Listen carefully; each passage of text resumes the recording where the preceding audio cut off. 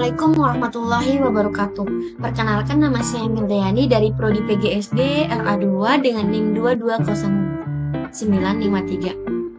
Baik, di sini saya akan menjelaskan atau memaparkan materi kasih sayang, kewibawaan, dan tanggung jawab dengan mata kuliah pedagogik yang diampu oleh Ibu Maulina Rahayu MPD.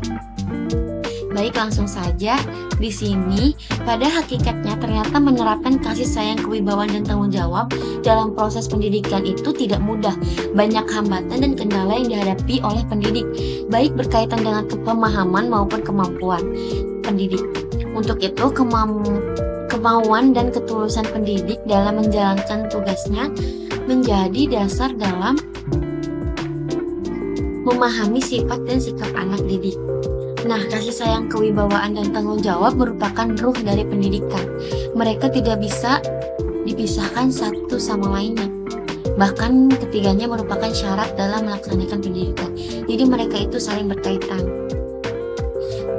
Nah, di sini ada kasih sayang terbagi menjadi dua. Yang pertama, kasih sayang merupakan fitrah manusia.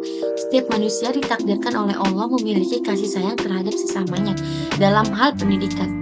Kasih sayang mendasari semua upaya dalam membawa anak menuju tujuannya, yaitu seperti contohnya kedewasaan. Nah, kasih sayang merupakan pola hubungan yang unik di antara dua orang manusia atau lebih. Pola hubungan ini ditandai oleh adanya perasaan sayang, saling mengasihi, saling mencintai, saling memperhatikan, dan saling memberi. Nah, di sini ada kasih sayang yang berlebihan dan hidup tanpa kasih sayang. Nah, kasih sayang yang berlebihan ini kasih sayang orang tua. Itu memang penting.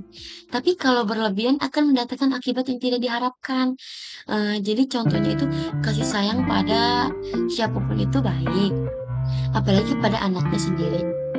Akan tetapi, jika sikap itu diberikan secara berlebihan, ternyata akan mengakibatkan dampak yang tidak diinginkan. Banyak orang tua terlalu sayang pada anaknya, sehingga apa saja kebutuhannya dipenuhi. Sikap seperti itu disebut memanjakan. Anak yang terlalu dimanjakan berakibat lambat menjadi dewasa. Itu tidak bagus. Nah, jadi di sini ada hidup tanpa kasih sayang. Atau kasih sayang meninggalkan bekas yang positif pada anak dan menjadikan perilakunya di masa yang akan mendatang memiliki sifat kasih sayang dan kecintaan. Contohnya seperti apa? Jadi hidup tanpa kasih sayang itu, atau bisa disebut kurang kasih sayang juga, membuat hidup merasa sepi. Mau sebanyak apapun teman dan keluarga yang dia punya, begitu dia sendiri, rasa kesepian itu akan menyergap.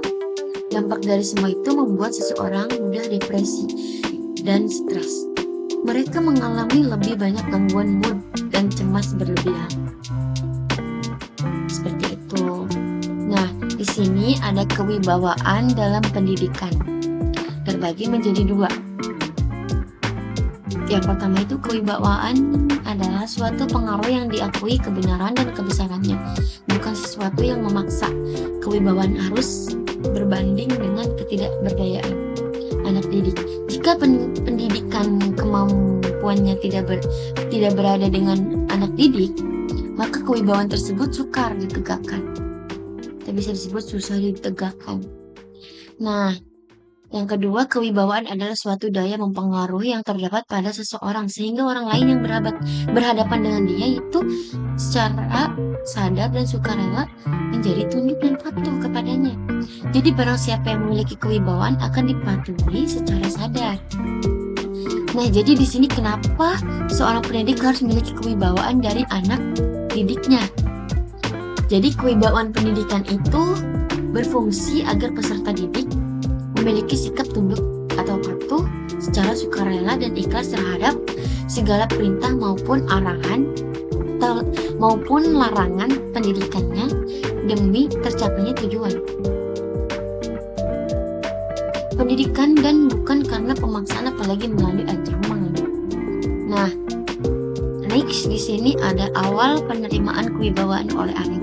Menurut Len Joveld, berpendapat bahwa pendidikan anak yang sesungguhnya baru dimulai pada umur 3 tahun. Kalau ada usaha pendidikan yang dimulai atau diberikan sebelum anak usia 3 tahun, ini disebutnya dengan pendidikan pendahuluan. Dalam pendidikan pendahuluan ini, karena anak sebelum mengenal dan mengakui kewibawaan, maka boleh menggunakan rasa takut atau rasa peringatan agar anak didik mau menuruti apa yang dikehendaki atau dilarang oleh pendidik.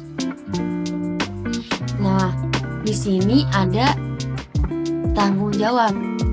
Dalam pergaulan sehari-hari, bertanggung jawab pada umumnya diartikan sebagai berani menanggung risiko tersebut akibat dari risiko itu. Dari suatu perbuatan atau tindakan yang dilakukan atau sering pula diartikan sebagai berani mengakui suatu perbuatan atau tindakan yang telah dilakukan. Pengertian tanggung jawab tersebut belum cukup karena yang bersangkutan tidak pernah memikirkan apakah perbuatan atau tindakannya itu sesuai dengan nilai-nilai susila yang berlaku dalam kehidupan bersama manusia yang sopan beradab dan beragama. Nah, tanggung jawab dalam masyarakat itu termasuk contoh tanggung jawab pergaulan sehari-hari, yaitu berpartisipasi dalam kegiatan yang diselenggarakan oleh masyarakat, misalnya menjaga kebersihan lingkungan, menjaga keamanan, ketertiban masyarakat, tidak melakukan perbuatan yang tidak sesuai dengan peraturan atau norma yang berlaku, berani melaporkan kejadian yang merugikan masyarakat kepada yang berwenang, tahu menghargai perbedaan agama, suku, dan budaya, dan menolong tetangga dan orang yang kesusahan. Mungkin itu saja yang dapat saya paparkan, kurang lebihnya mohon maaf. Wabillahi taufiq wal hidayah. Wassalamualaikum warahmatullahi wabarakatuh.